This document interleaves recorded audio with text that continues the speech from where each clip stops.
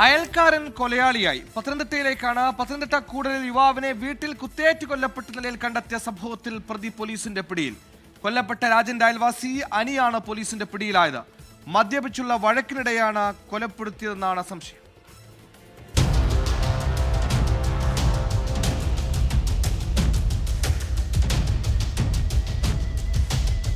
കൂടൽ പയറ്റുകാലായിൽ താമസിക്കുന്ന രാജനെ ഇന്ന് രാവിലെയാണ് കൊല്ലപ്പെട്ട നിലയിൽ കണ്ടെത്തിയത്. ഇന്നലെ രാത്രിയിൽ അയൽവാസിയായ അനിയും രാജനും അനിയുടെ വീട്ടിൽ വെച്ച് മദ്യപിച്ചു.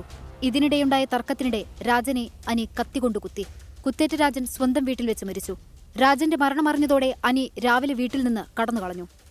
രാജന്റെ പിതൃസഹോദരിയാണ് വിവരം പോലീസിനെ അറിയിച്ചത്. തുടർന്ന് പോലീസ് നായയെത്തി വീട്ടിൽ പരിശോധന നടത്തി.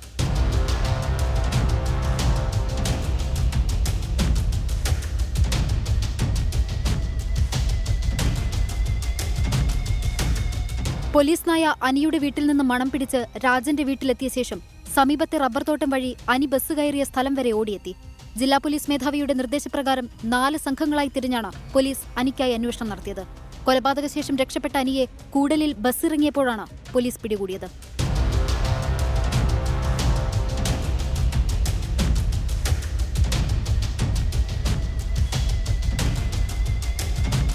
കൊല്ലപ്പെട്ട രാജൻ അവിവാഹിതനാണ്. മാതാപിതാക്കളുടെ മരണശേഷമാണ് കൂടലിലെ ബന്ധുവീട്ടിലേക്ക് താമസം മാറിയത്.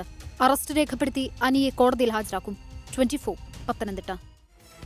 ലോകത്തെവിടെയായാലും ഏത് സമയത്തും 24 വാർത്തകളും ഓഗ്മെന്റഡ് റിയാലിറ്റി പാക്കേജുകളും എക്സ്പ്ലെയിനറുകളും വിശദമായി കാണാൻ ഞങ്ങളുടെ യൂട്യൂബ് ചാനൽ നിങ്ങൾക്ക് സബ്സ്ക്രൈബ് ചെയ്യാം.